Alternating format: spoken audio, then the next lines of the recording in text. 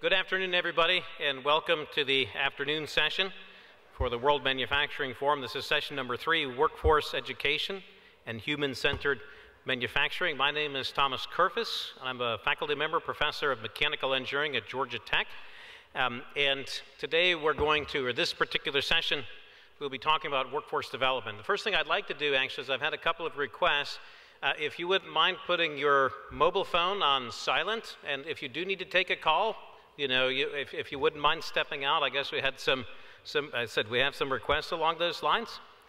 With respect to this session, and I think that we have heard it from the previous sessions in terms of how rapidly technology is changing, and in terms of the change of technology, how important it is going to be to have a workforce that is ready to handle the technical changes. And in fact, if you take a look at it, you might be in the workforce for 50 years. So my background is in the automotive sector. If I take a look at the car 50 years ago, the technological difference is vast.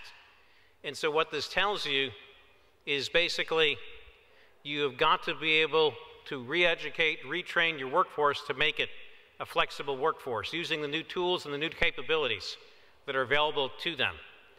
And in fact, if you take a look at things, that rate of change is accelerating even faster. People talk about, well, where will the jobs be? As you heard Bob Kiggins this morning quote the number, about 65% of the jobs that the children that are born today, 65% of those jobs that they will be taking when they enter into the workforce are not in existence today. These are just completely different jobs. And that's only 18 to 20 years away. And so you can imagine what will happen over the next 50 years. And it's an important issue in terms of improving our education. Somebody was telling me today, well, our students don't have a good feel for how to change the oil on a car. Well, I have news, the dipstick is going away because we have sensors, we have displays, and soon you won't even know what's going on there. It'll go back to the repair shop, to the OEM, to the supplier. Is that a bad thing? People say, well, we need to train them in the ways that we learned 50 years ago.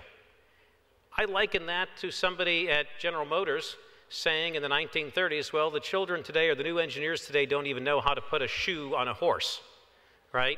So it's a very different world, and it's changing rapidly.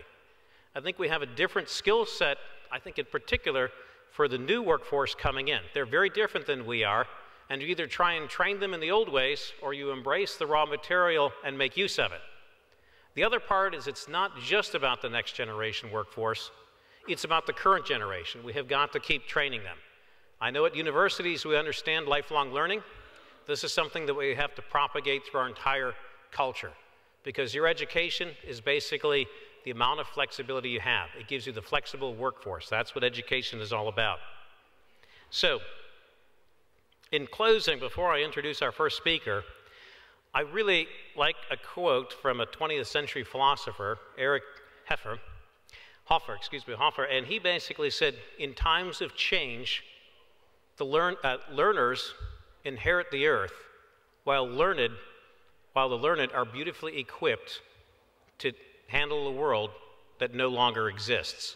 So this is something I think that's very important, and without that workforce as a cornerstone for our future manufacturing, it will not move forward.